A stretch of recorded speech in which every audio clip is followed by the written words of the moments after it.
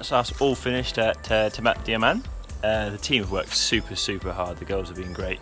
Opposed to just doing one project for our chicken coop, we did our chicken coop project, and we did the reconcreting or redoing of the entire stairs for the wildlife area. So now we're going to be back on our way to Kota Kinabalu, because the next phase of our expedition is Mount Kinabalu. So the rest of today is a travel day.